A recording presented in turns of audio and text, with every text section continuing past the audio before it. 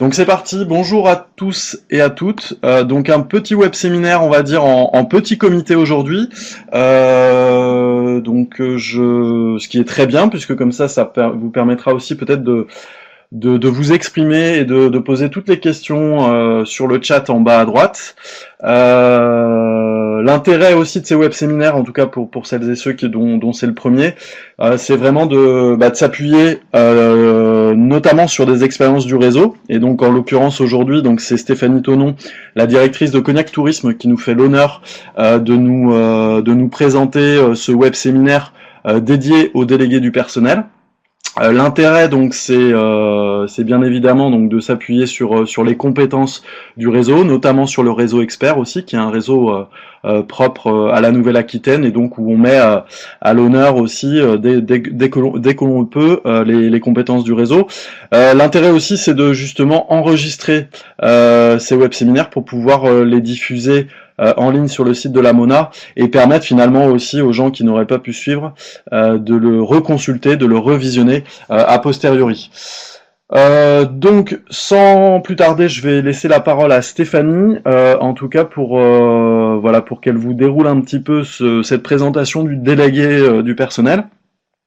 Sachant que bien évidemment donc c'est un témoignage, un retour d'expérience de la part de Stéphanie qui n'est pas juriste de métier, mais qui en tout cas encadre maintenant une équipe, si mes souvenirs sont bons, d'une douzaine de salariés au niveau de l'office de tourisme de Cognac, et donc à plancher on va dire sur ce sujet important pour le réseau. Et donc Stéphanie, d'ores et déjà un grand merci à toi pour ton implication et puis ton partage en tout cas Mais sur cette merci, thématique. merci Fabien et merci de m'avoir invité pour partager cette expérience. Donc, comme le disait Fabien, effectivement, je n'ai pas, enfin voilà, je suis ni juriste ni avocate. Tout ce qui est RH m'intéresse beaucoup dans mon métier de directrice. Et là, pour ces élections et pour comprendre un peu le fonctionnement, je me suis aussi fait aider par un juriste avec lequel j'ai conventionné pour nous aider notamment sur la fusion, puisque en fait j'étais confrontée à ces élections il y a peu de temps en fait, hein, puisqu'on a fait des élections il y a 15 jours maintenant, parce que je suis effectivement passée à 15 salariés. Donc, je vous ai fait une présentation. Vous allez voir, il y a beaucoup de textes. Pourquoi? Parce que bon, déjà c'est un peu ardu, et puis surtout, je me suis dit que si vous sortiez PowerPoint, que vous auriez quand même une base de texte assez dense qui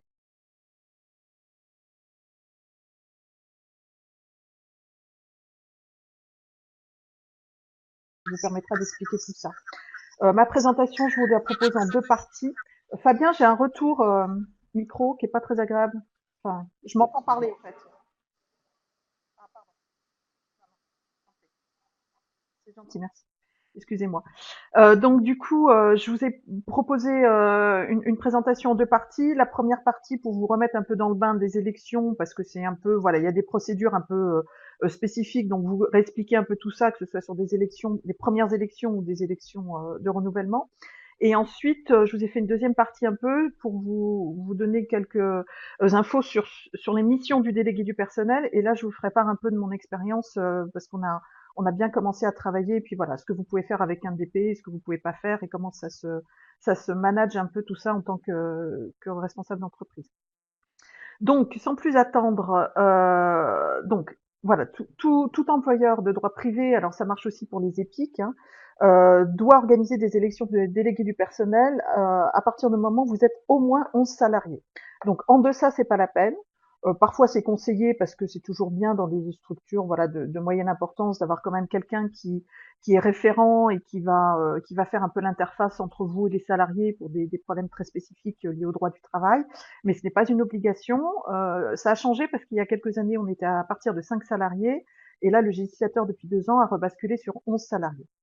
Donc, cet effectif de 11 salariés à minimum doit être atteint pendant 12 mois, consécutifs ou non, au cours des 3 dernières années, donc précédant la date des élections. Alors concrètement, ça veut dire quoi? Nous qui sommes en phase de fusion, ça peut nous intéresser parce qu'en fait, les personnes que vous absorbez, ça a été le cas pour nous, par exemple à Cognac, on a fusionné avec, j'ai absorbé 3 autres offices de tourisme, donc qui sont devenus des bureaux d'information touristique. Le personnel absorbé compte en fait dans les salariés de plus de 11 mois, de plus de 12 mois, pardon. C'est pas comme si c'était de nouveaux salariés que vous embauchiez, puisqu'en fait, il y a transfert de contrat de travail.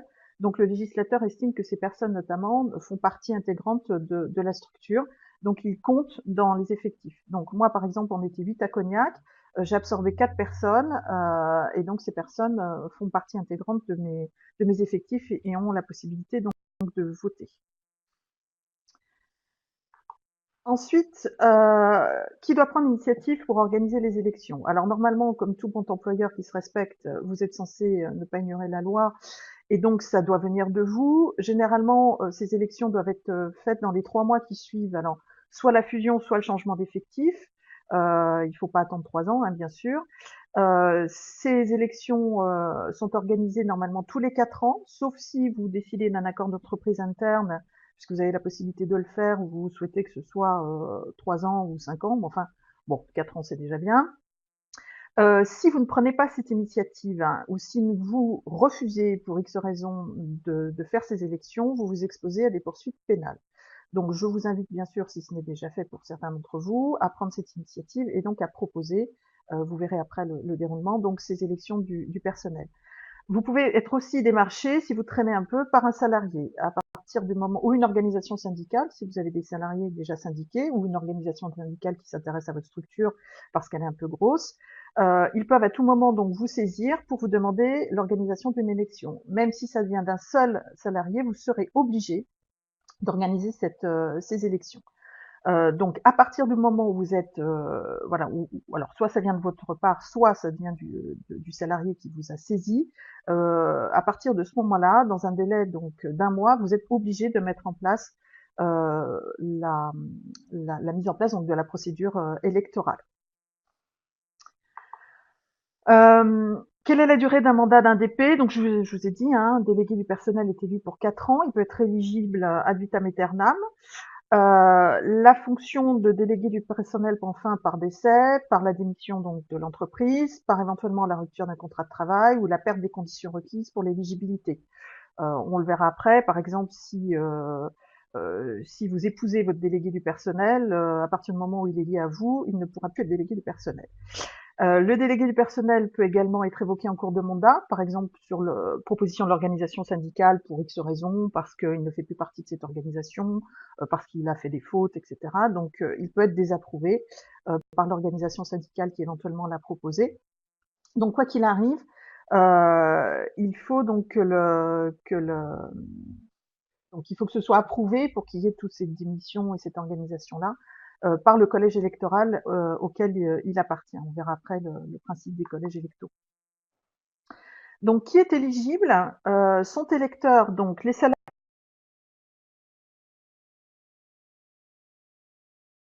sont éligibles. Donc voilà, donc je reviens sur nos histoires de fusion. À partir du moment où vous absorbez du personnel, en fait, ils sont considérés comme étant là depuis plus d'un an.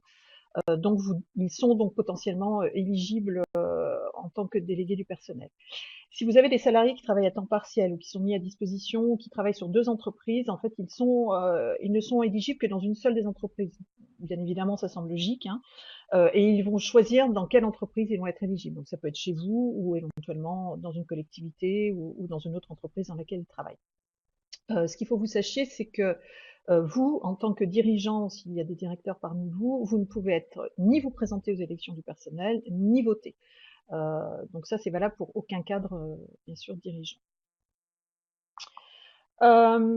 Combien de délégués peuvent être élus? Donc ça, c'est le code du travail, hein. Je vous ai mis à la fin du PowerPoint les textes référents du code du travail pour que vous puissiez aller voir aussi tout ça. Puis il y a plein de sites qui en parlent et je vous ai mis aussi un site sur lequel il y avait pas mal d'infos et qui était plutôt bien expliqué. Donc de 11 à 25 salariés, vous devez avoir un titulaire et un suppléant. De 26 à 74, donc 2 titulaires et suppléants. Et au-delà, 3 titulaires et suppléants. Et puis au-delà encore plus. Mais enfin, je me suis dit pour nous, au-delà de 99 salariés à part Brive, voilà, ça allait être un peu pas forcément, on n'était pas forcément dans ces nécessités-là. Alors, comment organiser, quelles formalités accomplir?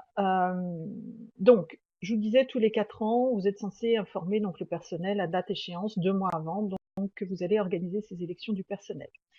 Le document diffusé précise donc la date envisagée pour le premier tour qui doit se tenir au plus tard. Je vous ai fait après une frise du temps, hein, à la suite pour vous récapituler tout ça. Donc 45 jours avant donc le jour de la le 45e jour, pardon, suivant le jour de la diffusion, vous devez organiser ces élections du personnel.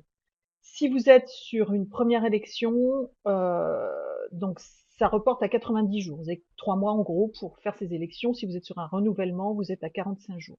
Concrètement, qu'est-ce que j'ai fait moi? J'ai fait une note de service en disant voilà, à telle date, nous allons organiser les élections du personnel. Premier tour, telle date.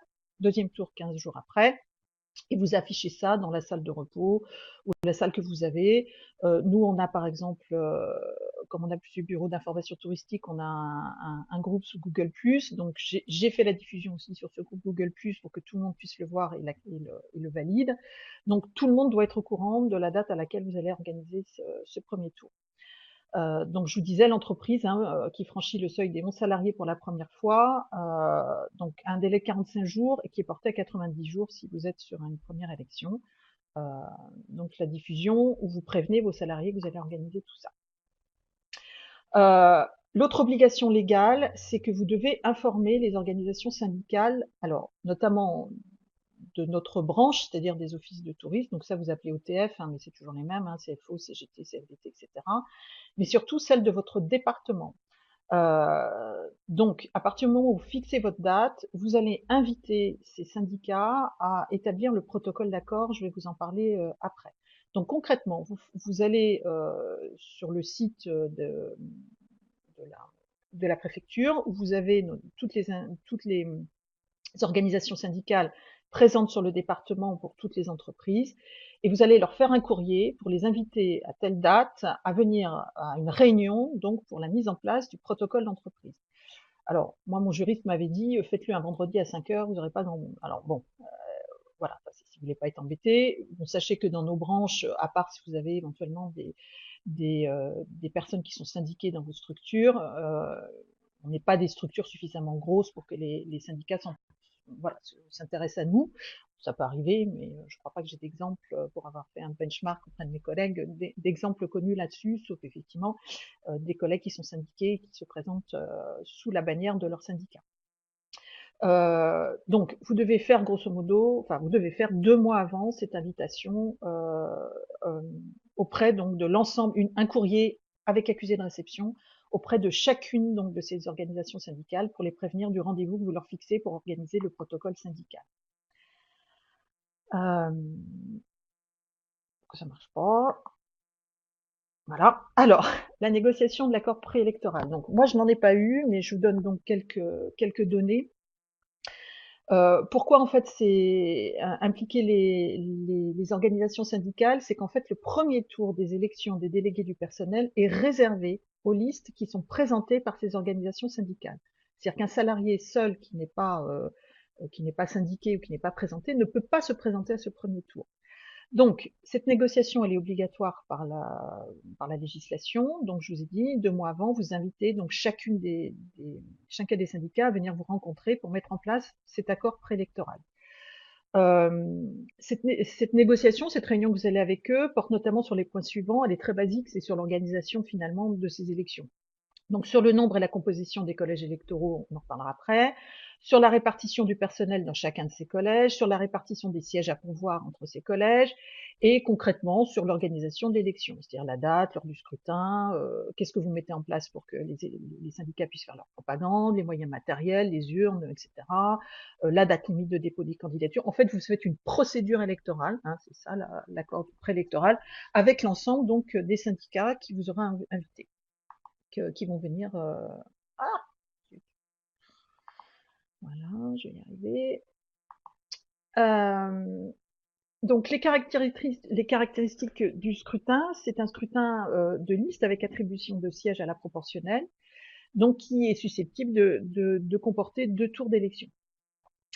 L'élection est organisée donc avec 2 collèges électoraux, ça c'est aussi dans le code du travail. Le premier collège qui est composé des gens qui sont soit ouvriers, soit employés, et un deuxième collège avec des techniciens, agents de maîtrise, tous les ingénieurs et les cadres.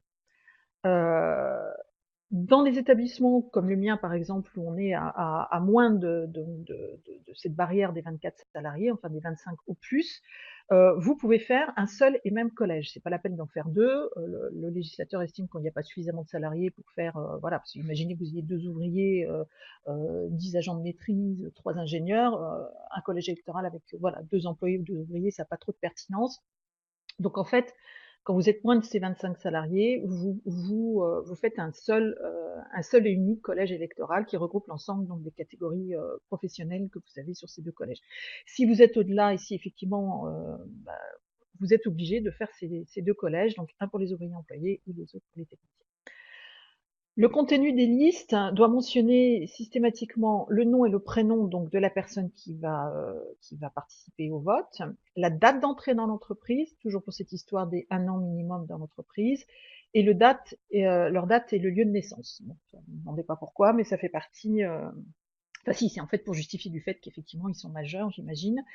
Voilà, donc vous dressez une liste, c'est-à-dire qu'il faut que vous repériez, vous éliminez tous ceux qui ne peuvent pas voter, hein, parce que c'est la slide précédente, et vous faites une liste, donc soit sur un collège unique avec tout le monde, soit sur les deux collèges si vous êtes plus que 25 salariés, avec ces données-là. Cette liste, normalement, elle est affichée. Moi, je l'ai affichée dans la zone. J'affiche tout, de toute façon, comme ça, au moins tout le monde, il n'y a pas de secret pour personne. Dans notre salle de repos, j'ai affiché à chaque fois la note de service, la liste électorale, qui peut voter, les dates des premiers et deuxième tours, etc., etc. Depuis ce 1er janvier, toujours dans la loi de parité, on est obligé d'avoir une parité homme-femme dans la composition des listes électorales parce qu'on est sur des élections à la proportionnelle. Donc concrètement, pour chacune des listes, on va calculer si vous avez un certain nombre de sièges. Bon, ça c'est pour des. Je vous ai donné l'exemple, mais bon, c'est par exemple si vous êtes parmi vous des gens qui avaient besoin d'avoir deux titulaires par exemple ou trois. Il faut que vous regardiez combien il y a d'hommes et combien il y a de femmes par liste et que vous fassiez une proportionnelle. Donc je vous ai donné un exemple. Si vous avez par exemple 10 sièges ou même 3 ou 4, peu importe, et que le corps électoral comprend 63% d'hommes, 37% de femmes, chaque liste électorale devra composer, donc des gens qui se présentent au titre des DP, au moins 6 hommes et 4 femmes. Donc voilà, vous ne pouvez pas avoir que des femmes ou que des hommes ou 9 hommes et une femme. Alors, je sais que c'est pas très facile parce que bon, les gens n'y vont pas spontanément hein, sur ces élections. Il faut leur expliquer voilà ce que ça implique quand même, qu'ils se motivent pour y aller. Mais bon, voilà, le législateur, dans le cadre de la loi sur la parité, a estimé que c'était aussi nécessaire d'avoir une égalité homme-femme sur ces listes. Vous devez avoir une liste de candidats pour les titulaires et une autre liste pour les suppléants. Et même chose, vous devez avoir une urne pour les titulaires et une urne pour les suppléants. Ça, c'est un peu compliqué. Vous pouvez avoir, par exemple, si vous avez 3 sièges à pourvoir, vous pouvez avoir que 2 personnes qui se présentent. Donc ça peut comporter, elles peuvent être incomplètes, donc ces listes, mais vous ne pouvez pas avoir 4 noms pour 3 sièges. Donc les gens ne peuvent pas rayer en fait les listes. Donc les listes doivent être au maximum du nombre de sièges à pourvoir, voire un peu moins. Auquel cas vous avez donc ce fameux deuxième tour s'il reste des sièges à pourvoir. Si je suis pas super claire, mettez-moi un petit mot, hein, parce que j'essaye d'être claire, mais c'est peut-être clair pour moi, mais c'est peut-être pas forcément clair pour vous. Donc n'hésitez pas à me mettre un mot. J'ai un œil sur le chat.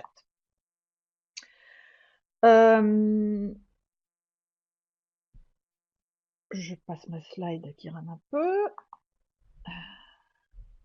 Elle ne veut pas passer. Voilà. Zut. Voilà. Ça fait un peu artisanal hein, ce matin, désolé.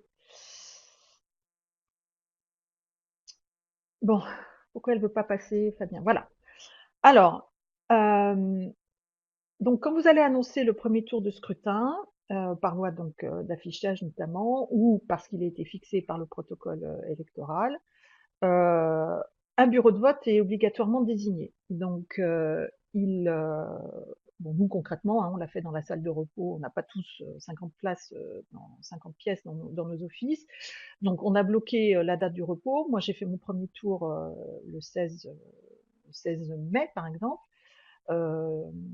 qui était donc, je vous ai dit, réservé à ces élections, enfin à ces organisations syndicales. Comme j'ai eu personne, en fait, de fait, il est en carence ce premier tour. Mais vous devez quand même désigner un bureau de vote. Donc dire, voilà, je vous redonne rendez-vous le 16 mai à 10 heures dans la salle de repos pour le vote. Il faut que vous ayez donc, vous désignez des personnes qui vont assurer la surveillance et le bon déroulement du scrutin. Il faut que vous ayez 3 personnes. Euh, un responsable du bureau de vote et 2 scrutateurs. Alors, quand on n'est pas nombreux, ça fait déjà tout de suite la moitié de l'effectif presque. Mais c'est comme ça. C'est comme ça pourquoi? Parce que vous verrez, je vous en parlerai tout à l'heure, quand vous allez remplir les CERFA qui sont obligatoirement retournés à l'inspection du travail, on va vous demander 3 scrutateurs, enfin un responsable du bureau et 2 scrutateurs, et ces personnes vont devoir signer, comme n'importe quel bureau de vote et n'importe quelle élection, voilà, législative, présidentielle, etc. Ces gens-là doivent signer donc le procès verbal. Donc vous devez les désigner aussi à ce moment-là. Donc ça veut dire aller voir en gros vos salariés et dire qui veut tenir le bureau de vote.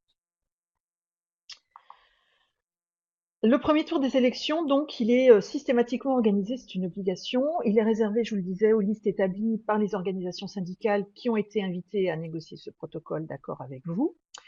Alors, deux cas de figure. Le protocole, les gens ne sont pas venus. Les organisations syndicales, vous les avez invités le vendredi à 16 heures. Vous êtes là à 16 heures, personne ne vient. Donc, de fait, il y a une carence sur ce protocole électoral et sur les listes qui vont être présentées au premier tour, qui sont, je vous disais, ce premier tour réservé en fait à ces organisations syndicales. Donc, vous savez déjà que votre premier tour, il est foutu, puisque personne n'a présenté de liste. Donc, vous ferez à ce moment-là un procès verbal de carence, c'est une obligation, sur le site dont je vous ai donné l'adresse à la fin. Vous avez tous les CERFA, vous pouvez remplir en ligne et vous pouvez tout envoyer donc à ce moment-là. Vous faites un procès verbal de carence en disant, ben voilà, à mon premier tour, j'ai aucune liste électorale, il n'y a pas eu de protocole, donc de fait, mon premier tour est carencé. Si vous avez donc une liste électorale, donc dans ce cas-là, vous organisez votre premier tour comme le deuxième tour que je vais vous préciser par la suite. Donc dans ce cas-là, vous êtes obligé donc d'avoir un deuxième tour. Le second tour, donc là, à ce moment-là, puisque le premier tour est réservé aux organisations syndicales, le deuxième tour, lui, est réservé à tout le monde. Donc à ce moment-là, vos salariés qui ne sont pas syndiqués peuvent se présenter, voilà, monter donc une liste et se présenter. Donc le second tour est systématiquement organisé dans les 15 jours qui suivent le premier tour. Donc, s'il y a eu carence de candidature au premier tour, donc si aucune organisation syndicale, je vous disais, n'a présenté de candidat, donc vous faites le second tour. Si au premier tour, le quorum des votants n'a pas été atteint, donc si vos syndicats vous ont présenté des listes, vous organisez votre premier tour. Et puis, pour X raisons, bah, en fait, vous n'avez pas le quorum des gens qui sont venus voter pour faire les élections. Donc, dans ce cas-là, bah, en fait, le vote n'est pas lieu, enfin, n'a pas lieu parce que vous n'avez pas atteint le quorum. Donc, vous êtes obligé de faire le second tour. Et donc, il reste des sièges vacants à l'issue du premier tour, le deuxième tour n'est organisé que pour pouvoir les sièges vacants. Exemple, la CFDT, vous avez 3 postes à pourvoir. La CFDT vous présente une liste, mais ils ont que 2 personnes. Donc, de fait, il va vous manquer un DP à élire. Donc, dans ce cas-là, il va manquer un siège, donc vous allez devoir organiser ce second tour, qui là n'est plus donc réservé, vous avez compris, aux organisations syndicales, mais à n'importe quel salarié qui va pouvoir se présenter et qui donc ne sera pas syndiqué. J'espère que vous comprenez toujours. Ce qui est important, c'est que l'élection a lieu pendant le temps de travail. Donc, c'est-à-dire qu'en gros, nous, on a fermé tous nos offices, on s'est bloqué un mardi matin, et le mardi matin à 9 heures, on a fait nos élections. C'est clair pour vous? Mettez un petit mot, hein, voilà. Bon, tant qu'il n'y a pas de questions, je me dis que c'est clair pour vous. La proclamation des résultats. Alors, ne vous faites pas avoir, je vous le dis tout de suite, moi concrètement, on avait 12 salariés, sauf que comme j'ai fait beaucoup de recrutement, je n'avais que 7 personnes votantes. Bien sûr, bon, on s'entend tous bien, on a une super équipe, moi j'ai une équipe de rêve, donc voilà. Donc les filles, enfin mon équipe m'a dit, oh ben chef, c'est pas la peine, on va pas voter à bulletin secret, on se désigne comme ça. Niet. Alors même si vous avez je vous conseille de le faire. Pour quelle raison? Parce que si pour X raison, alors que votre équipe tout va bien, voilà, à un moment donné, si vous avez quelqu'un avec qui ça se passe mal, si vous êtes en procédure de licenciement, en procédure de prud'homme ou quoi que ce soit, ça peut vous être reproché de ne pas avoir fait dans les règles les sélections du personnel. Donc ne prenez pas ce risque-là, parce que vous pouvez vous prendre des mois de, voilà, des mois de salaire suite au prud'homme si vous ne faites pas les choses dans les règles. Je vous expliquerai aussi qu'après derrière, enfin, voilà, il y a des choses à mettre en place pour les délégués du personnel. Voilà, donc moi j'avais sorti mes petits bulletins de vote avec le nom, titulaire Pamela Brio, suppléante Colline Lafontaine. J'avais fait des urnes, alors en carton, hein, on va pas se leurrer, on va pas non plus prendre des vraies urnes parce qu'on n'a pas les moyens. J'avais mis des enveloppes blanches et en fait vous êtes obligé donc d'avoir, comment dire, un parloir là, enfin un machin pour qu'elles s'isolent. Donc moi c'était la réserve, hein, donc elles sont parties avec leur bulletin dans la réserve, elles ont mis ça dans leur enveloppe, elles ont voté. Elles ont signé donc la liste d'émargement du fameux collège électoral dont je vous ai parlé tout à l'heure. Et ensuite, on a ouvert les urnes et on a dépouillé. Alors, il y avait peut-être que 7 enveloppes dedans, mais peu importe, je vous conseille vraiment de le faire et de ne pas céder à la tentation de se dire, bon, on s'en fout, on fait ça vite fait, bien fait, et on est tranquille. Donc, vous faites votre procès verbal, et ça prend 10 minutes et tout le monde, et vous êtes au moins dans les clous. Donc, le dépouillement se fait en commençant par le siège des titulaires. Donc, vous comptabilisez voilà, les bulletins blancs, s'il y en a. Vous faites votre petit scrutin. Vous avez sorti au préalable votre petite fiche hein, pour dire que tout va bien. Donc, si en cas de carence de candidature aux deux tours, alors si par hasard au premier tour vous n'avez pas eu vos organisations syndicales qui sont venues, qui vous ont présenté des livres, donc vous avez eu carence, et si au deuxième tour, ben, finalement, vous avez aucun salarié, parce que vous ne pouvez pas forcer personne à se présenter, vous avez aussi carence de candidature au deuxième tour. Et donc, dans ce cas-là, vous remplirez un CERFA de carence au deuxième tour aussi, mais vous n'aurez pas de délégué du personnel. Par contre, l'inspection du travail sera informée par ce CERFA que vous allez envoyer à la fin, vous verrez, je vais en reparler, que vous avez bien fait tout dans les règles, que personne ne s'est présenté, et donc que dans votre entreprise, vous n'avez pas de délégué du personnel. Si des candidats ont été élus, donc vous avez votre procès verbal, ce fameux CERFA que vous allez chercher sur le site, donc je vous ai mis la référence à la fin. Et dans ce cas-là, vous avez en fait non pas deux, je me suis trompée, mais 3 exemplaires envoyés. Vous avez 2 exemplaires à l'inspection du travail à envoyer dans les 15 jours qui suivent l'élection, et un exemplaire à la commission, alors je sais plus, le CTVP des élections du personnel, enfin la commission du travail là, et des élections du personnel qui se trouve à Rouen. Et donc, vous envoyez ces fameux CERFA que vous remplirez en ligne, vous les sortez et vous les faites signer par la personne du bureau, et vous leur enverrez donc un au CTPE, donc à Rouen, et 2 à l'inspection du travail. Pourquoi l'inspection du travail? Parce que je vous rappelle que si vous avez une inspection du travail dans votre entreprise, le délégué du personnel doit accompagner les inspecteurs du travail. Donc l'inspection du travail vous demandera, la première chose qu'elle vous demandera, si vous êtes de toute façon à plus de 11 salariés, c'est d'avoir un lien, de rencontrer votre délégué du personnel. Donc je vous invite à le faire et à être dans les règles par rapport à ça. Et donc, dernière ligne, là, après la proclamation des résultats, donc il faut aussi transmettre, si vous avez eu un protocole électoral avec les organismes de des organisations syndicales qui ont participé à vos élections, bah là aussi, forcément, vous devez leur envoyer donc le procès verbal comme quoi vous avez fait des élections, et voici donc la liste des DP qui ont été donc élus. Donc tout le monde doit être au courant. C'est quelque chose d'obligatoire, hein, et donc vous avez un site pour faire toutes vos déclarations en ligne qui est super bien fait et super facile à faire. Donc je vous ai fait un petit récap parce que bon, voilà. Donc je vous rappelle, si c'est une première fois, donc AJ-90, si c'est un renouvellement de DP parce que vous en avez déjà, AJ-45, ce même moment vous prévenez vos salariés, euh, donc vous faites le courrier au syndicat pour les inviter à venir vous rencontrer sur le protocole d'accord, et vous faites l'affichage des informations pour les salariés.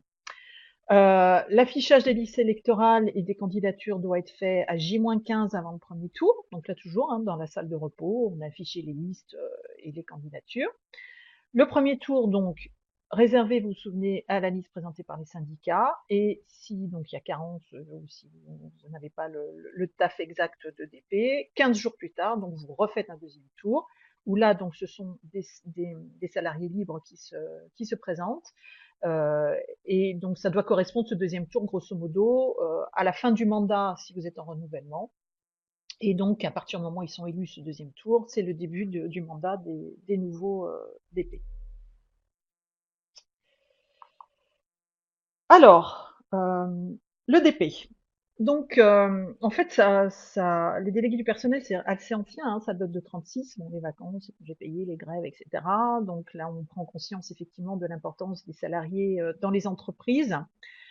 Ils ont comme principale mission de présenter les réclamations collectives ou individuelles des salariés à l'employeur. Donc tout ce qui est lié à la durée du temps de travail, au code du travail, tout ce qui est hygiène et sécurité, qualité de vie au travail, euh, tout ce qui fait vivre en fait le salarié dans l'entreprise, le délégué du personnel doit être un peu au courant de tout et doit vous faire remonter la moindre problématique. Je vous rappelle qu'en cas de harcèlement aussi, si vous avez des cas de harcèlement ou voilà, de mal-être au travail, toutes ces choses-là, euh, le délégué du personnel est censé aussi vous. Alors, vous êtes censé voir les soucis en tant que dirigeant d'entreprise, mais le DP peut aussi vous faire remonter en vous disant, bah, écoutez, je me suis aperçu, j'ai vu Madame Machin, ça va pas du tout en ce moment, elle est en divorce ou elle a des soucis ou elle est pas bien à son travail. Enfin bon, bref. Voilà, vous devez être en constante relation avec votre DP qui est quelque part un médiateur. Si vous n'êtes vous, enfin, d'ailleurs, enfin, sur les petites structures, on est souvent très proche de nos salariés, mais bon voilà, disons que c'est un peu un médiateur aussi entre les salariés et vous. Il doit veiller à l'application de la réglementation du travail dans l'entreprise. Donc on va revoir les heures de délégation, mais pendant ces heures de délégation, le délégué peut circuler librement dans l'entreprise et prendre tout contact nécessaire à l'accomplissement de sa mission. C'est-à-dire que vous verrez, enfin, j'anticipe, mais vous le verrez après, un délégué jusqu'à donc alors j'ai plus en tête, je vous verrai après. En fait, dans nos structures à nous, au maximum, donc au-delà de 50 salariés, oui, je crois, le DP a 15 heures de délégation par mois, et sur les moins de 50 salariés, c'est 10 heures. Donc c'est pas 10 heures par an, c'est 10 heures par mois. Ces heures sont payées, vous le verrez l'importance de ces heures payées, donc elles sont prises sur son temps de travail. Vous n'avez, vous, en tant que chef d'entreprise, aucun mot à dire sur la gestion de ces heures de délégation par votre salarié. C'est-à-dire que, j'en sais rien moi, je caricature, mais vous avez quelqu'un qui est à l'accueil, qui pour X raison, parce qu'il y a un souci avec un salarié, qui a besoin de s'absenter une demi-heure pour aller discuter avec un salarié sur une problématique spécifique, il peut le faire sans vous prévenir. Le mieux, c'est de vous prévenir, forcément, mais vous ne pouvez pas lui reprocher de ne pas vous avoir prévenu. Sauf si, bien sûr, il ferme l'office pour aller voir la personne. Donc, on est d'accord. Je caricature, je pousse à l'extrême. Mais disons que sa gestion des heures de délégation, il n'a pas à vous en rendre compte, c'est lui qui les gère dans la limite donc, de ces 10 heures par mois. Il n'est pas obligé de les utiliser. Mais vous allez voir qu'il est obligé d'utiliser quand même un minimum, mais il peut faire 1 heure par mois, max, si besoin 2 heures, 3 heures. Par contre, les heures ne sont pas reportables. C'est-à-dire que s'il n'a pas utilisé 10 heures, bien sûr que le mois suivant, il ne va pas faire 20 heures de délégation. Hein, c'est 10 heures, et puis s'il ne les a pas fait, il les perd. Et donc, je vous le disais, il doit être un interlocuteur de l'inspection du travail qui peut saisir à tout moment donc pour des problèmes d'application du droit du travail. Si vous avez une descente de l'inspection du travail, le DP peut généralement, hein, les inspecteurs demandent au DP qui les accompagne dans l'entreprise, dans leurs rendez-vous, etc., etc. Le fait de porter atteinte ou tenter de porter atteinte à l'exercice donc de la fonction de DP est puni d'une amende de 7 500 €. Donc, je vous rappelle que ce sont on va le voir après, ce sont des salariés qui sont protégés aussi. Donc, les moyens mis à dispo du DP. Donc, ça revient un peu à ce que je vous disais tout à l'heure, la possibilité de communiquer avec les autres salariés. Donc ils n'ont pas sollicité d'autorisation avant de quitter leur poste de travail. Toutefois, effectivement, ils peuvent vous prévenir. Alors, ils peuvent le faire comme ça, mais bon, si vous êtes sur une structure qui est pas très grande, forcément, si vous entendez bien avec lui ou si le DP est quand même respectueux, il est censé donc vous.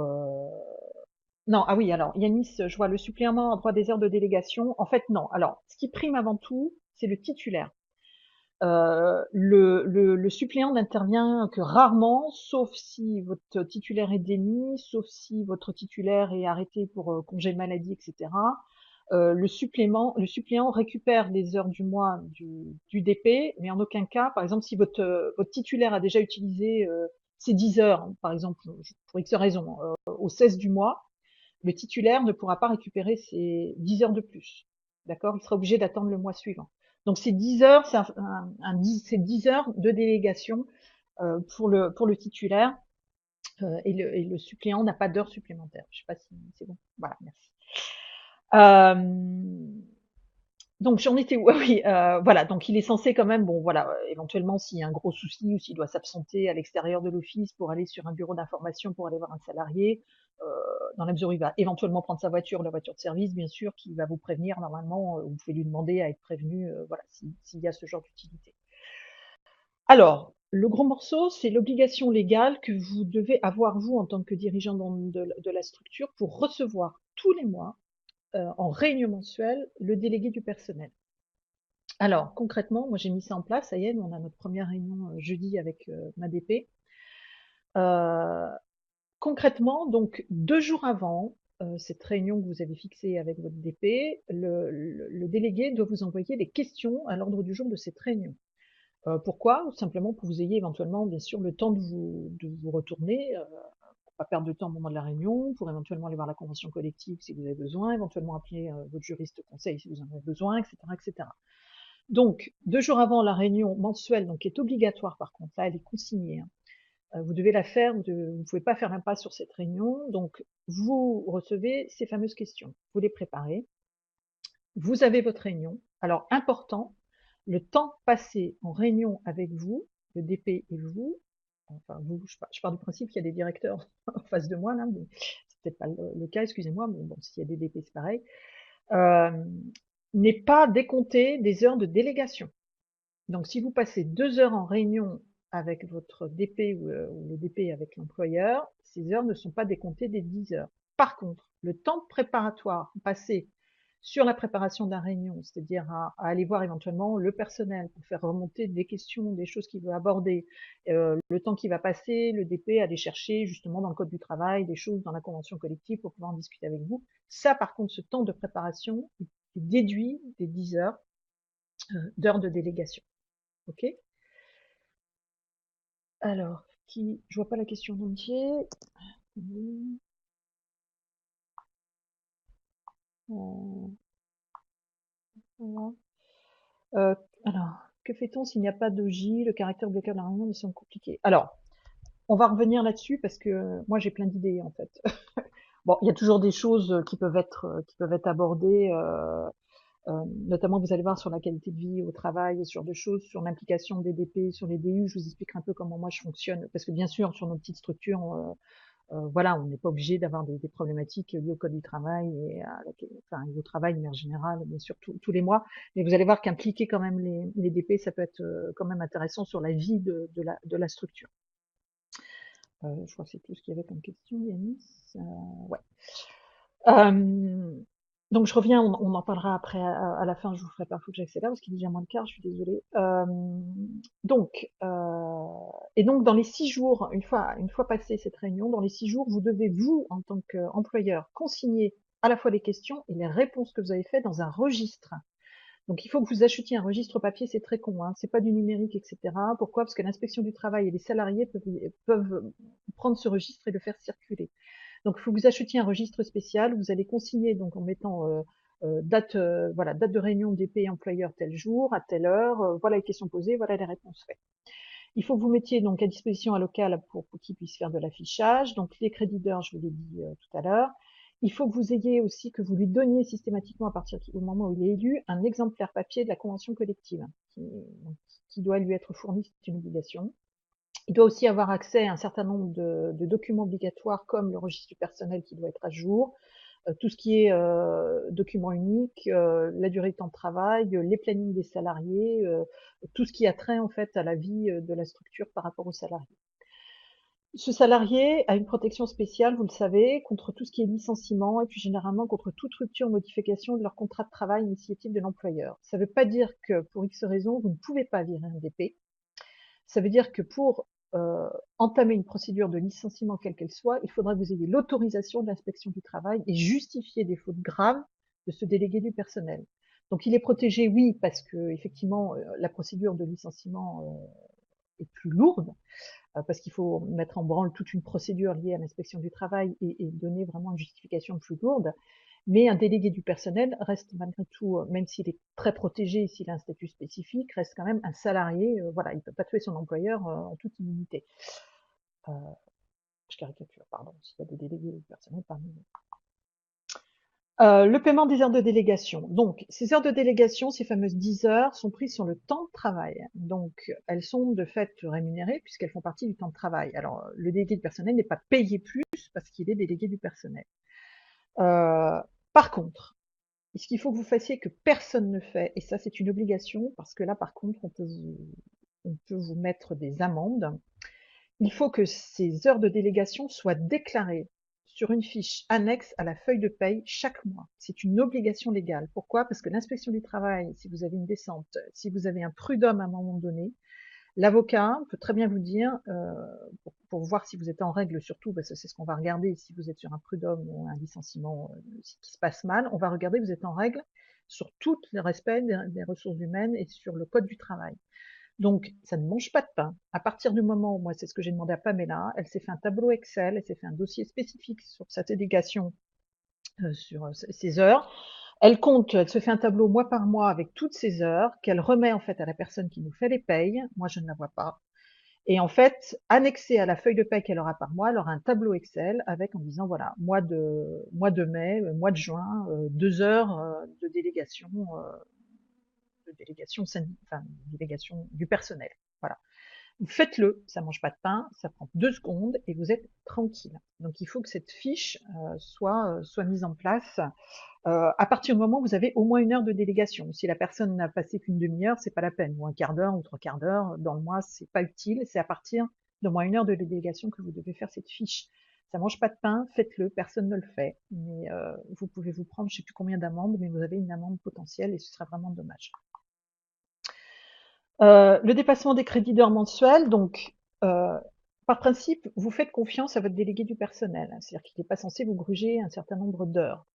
Euh, donc, si pour X raison, il vous met 10 heures sur son heure, sur ses heures annexées à ses fiches de salaire, et que vous, pour X raison, vous avez un doute, quoi qu'il arrive, vous êtes obligé de compter ces heures, vous pouvez ne les contester qu'à partir du moment où elles ont été déclarées et annexées au contrat de travail, donc c'est-à-dire en gros le mois suivant. Si pour X raison, vous avez un doute sur, j'en sais rien moi, 5 heures passées sur les 10 en disant: «Mais attendez, je comprends pas à quoi ça correspond, est-ce qu'on peut se voir?» Le délégué du personnel peut vous expliquer, pourquoi, effectivement il a eu 10 heures. Bon voilà, mais faut pas s'amuser trop à ça parce que c'est voilà, il peut prendre ça au bout d'un moment pour du harcèlement et là ça vous retombe, sur la voilà, sur la figure.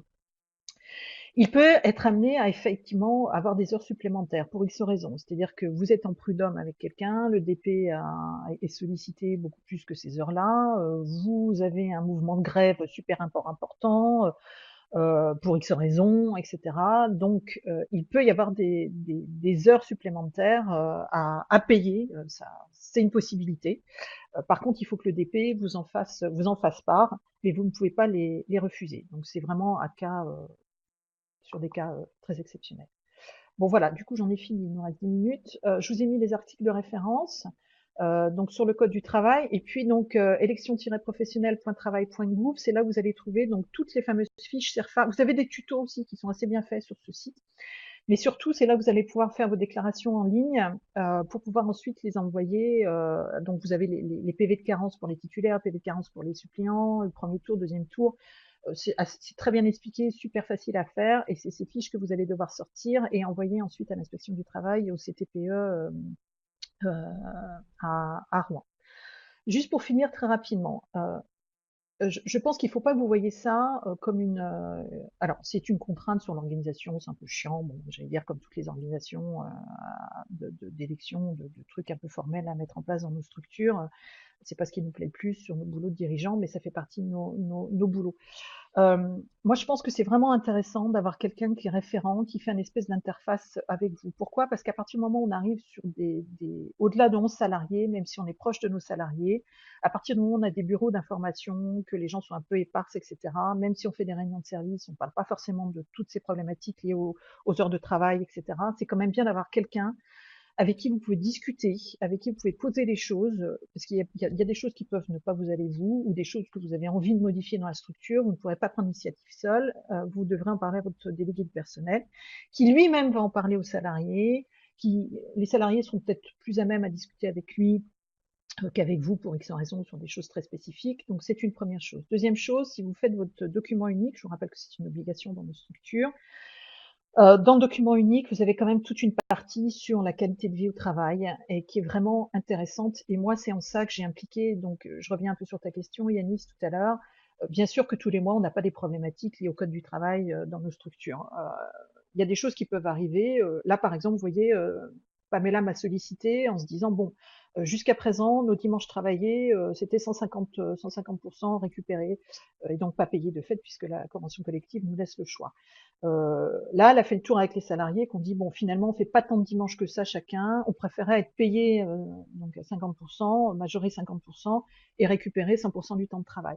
Bon, pourquoi pas? Je veux dire, c'est pas ça qui va nous mettre dans une panade financière. C'est quelque chose qu'on ne faisait pas, qu'on fait.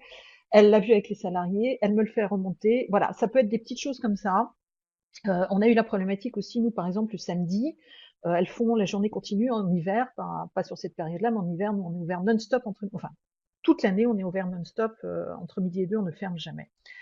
Alors j'allais dire en semaine, ça pose pas de souci parce que les filles se remplacent les unes les autres pour pouvoir prendre leur pause déjeuner. Par contre, le samedi, en hiver, il y a une seule personne à l'accueil de l'office. Quid de nos 20 minutes de pause obligatoires? Donc jusqu'à présent, c'était compliqué parce qu'elle le prenait, elles n'osaient pas fermer. Enfin, c'était une espèce de truc sur lequel je m'étais jamais vraiment penchée. Et là, on va faire un accord d'entreprise en fait où je vais payer ces 20 minutes de pause pour le repas le midi. Pourquoi? Parce qu'en fait, l'office reste ouvert. Donc potentiellement, même si on se débrouille toujours, parce que moi aussi je fais de l'accueil le samedi, on se débrouille toujours pour manger quand on a un trou de personnes, on sait que, allez, entre 1h et 13h30, on n'aura personne à l'accueil de l'office. Donc c'est le moment qu'on prend pour manger généralement, on se pose malgré tout. Mais l'office reste ouvert, le téléphone potentiellement peut sonner. Donc en fait, on va faire un accord d'entreprise interne pour dire que le samedi, sur telle et telle période, cette pause, en fait, qui est légale et obligatoire, qui ne compte pas dans le temps de travail, sera malgré tout payée, fera partie du temps de travail. Voilà, vous voyez, c'est ce genre de petites choses. Et puis donc la qualité de vie au travail aussi, c'est ben voilà. Moi, j'ai fait venir la médecine du travail qui a fait l'audit quand j'ai fait mon DU il y a 3 ans sur l'ensemble des postes de travail. On a changé plein de choses, on a changé les fauteuils. Ça fait pas partie des missions du délégué du personnel de travailler sur le DU avec vous et sur la qualité de vie au travail, mais malgré tout, c'est bien de l'impliquer pour renforcer d'abord l'aspect lien qu'il peut avoir avec les salariés et puis le valoriser aussi en tant que référente des salariés. Bon, voilà. Je suis désolée, je suis très bavarde. Je vous laisse me poser des questions. Excusez-moi. Tu peux peut-être reprendre le micro, Fabien, du coup. Ouais, j'étais justement en train de taper ma question en fait pour lancer le flot de questions en fait sur le chat. Merci déjà Stéphanie de nous avoir brassé. Je pense que toutes les grandes lignes autour du délégué. Je pense que tout était très clair. Je vais attendre les réactions. Moi j'en avais une petite. Si tu veux, peut-être que ça permettra de lancer les Oui. échanges. Mais c'est par rapport à la communication, par rapport à tout ce qui se dit en interne avec le délégué. Tu évoquais une communauté en ligne Google+, et finalement l'utilisation de l'affichage dans une salle de pause. Est-ce qu'il y a d'autres moyens en fait de diffusion d'infos par rapport à ça? Bah écoute, tout ce qui est bon. Alors, moi je suis très trace écrite, hein, donc parce qu'après c'est toujours facile de dire vous nous l'avez dit en réunion de service, mais on n'a pas eu de papier. Donc, faire des notes de service sur les trucs importants, le distribuer à chacun des salariés, au moins ils ne pourront pas dire qu'ils n'ont pas été au courant. Faire un affichage dans une zone un peu de vie, parce que bon, une fois de plus, hein, moi j'ai pas de pièces réservées aux délégués personnels parce que j'ai pas la pièce, enfin le nombre de pièces nécessaires.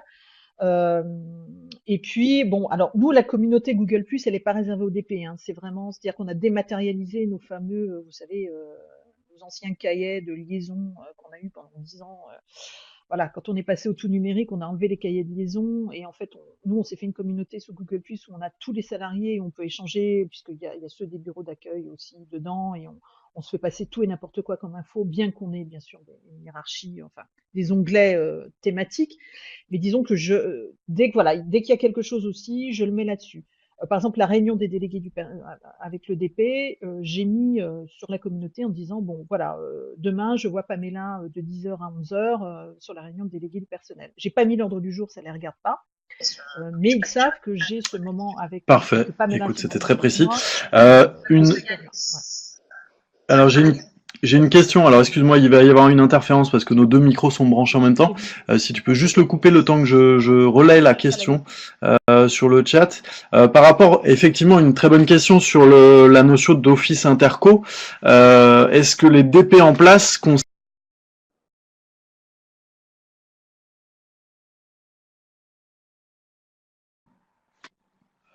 par exemple, un office de tourisme communal qui a rejoint un office intercommunautaire.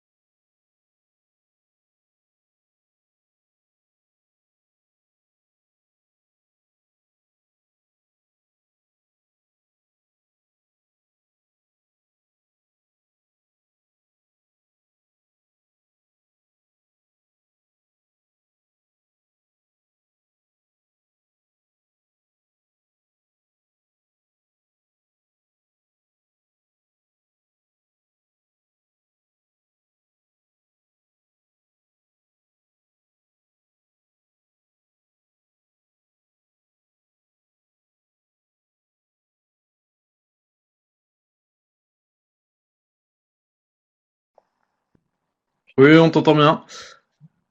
Impeccable.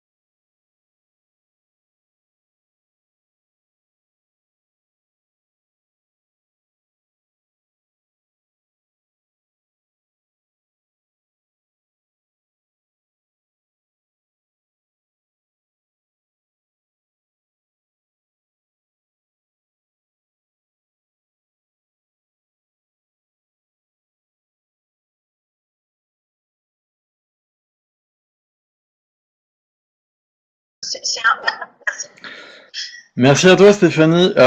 Donc il y a Yanis qui nous propose un Vie ma vie de DP. Bon, à voir aussi si on peut pas l'élargir à Vie ma vie de directeur aussi en lien avec son DP. Enfin voilà, peut-être aussi de nouvelles pistes pour creuser ce sujet. Je pense que c'était très clair. On te remercie encore au nom de la MOPA, enfin au nom de la MONA, pardon, et tout le réseau néo-aquitain et d'ailleurs, puisqu'on a notamment Yanis